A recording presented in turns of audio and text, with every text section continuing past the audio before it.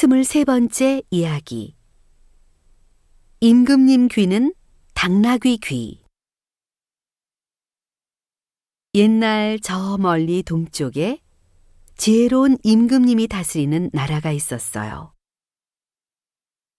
이 나라의 임금님은 밤낮 없이 나라를 위해 일하고 백성들의 작은 소리에도 귀를 기울이는 사람이었지요.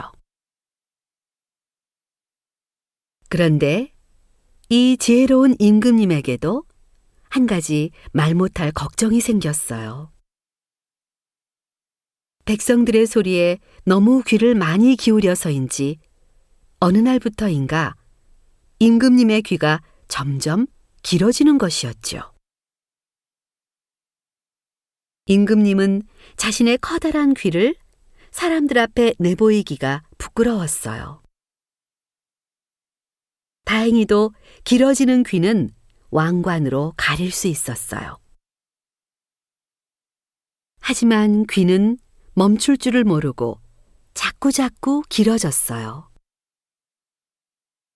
왕관으로 가려지지 않을 정도로 길어졌어요.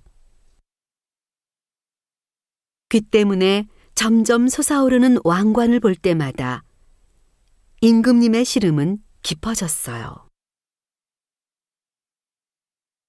어느 날 임금님은 고민 끝에 왕관 장인을 불렀어요. 왕관 장인이 방에 들어오자 임금님은 왕관 장인 외에 다른 사람들은 모두 나가라고 명령을 내렸어요. 왕관 장인은 자신이 큰 죄를 저지른 줄 알고 두려워했어요. 그래서 냅다 엎드려서 용서해달라고 빌었어요.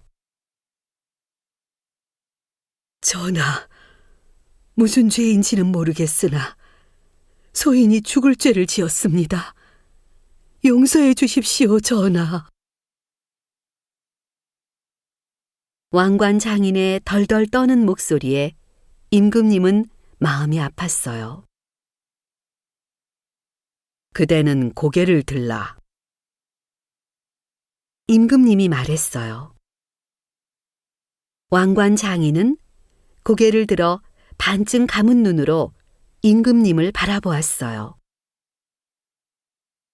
왕관 장인은 임금님을 보고 너무 놀라 두 눈을 의심했어요. 임금님의 귀가 마치 당나귀 귀처럼 너무나도 길었거든요. 그대가 보았듯이 내 귀에 문제가 있네. 그동안에는 지금 이 왕관으로 가려졌어. 하지만 이제는 역부족이네. 자네가 나를 위해 왕관을 만들어줘야 해. 그리고 이 모든 일은 비밀이네. 임금님은 조심스러우면서도 강하게 말했어요. 왕관 장인은 알겠다며 고개를 숙였지요. 그 이후로 왕관 장인은 때마다 임금님 방에 혼자 들어갔어요. 새로운 왕관과 함께 말이에요. 그렇게 한참의 시간이 흘렀어요. 임금님의 귀는 아직도 길었지만 더 이상 자라지는 않았어요. 왕관 장인도 더 이상 임금님의 새 왕관을 만들지 않아도 됐어요. 하지만 긴 세월 동안 말하지 못할 비밀을 안고 지내는 것은 무척이나 괴로운 일이었어요. 언제부터인가 왕관 장인의 얼굴은 무척 수척해졌고 가슴은 늘 답답했어요. 그러다가 결국에는 몸져 누웠어요. 임금님은 왕관 장인이 병에 걸려 일어나지도 못하고 있다는 소식을 들었어요.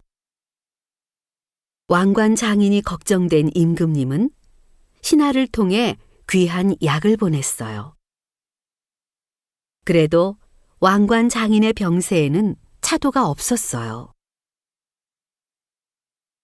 어느 날 임금님에게 편지가 왔어요. 왕관 장인이 보낸 것이었어요. 왕관 장인은 자신이 죽을 때가 다 되었다며 딱 한 번만 어명을 어기는 것을 허락해달라고 간청했어요. 임금님은 지혜가 많았기 때문에 왕관 장인의 병이 자신과의 약속 때문임을 알아챘어요. 그리고 바로 답장을 보냈지요.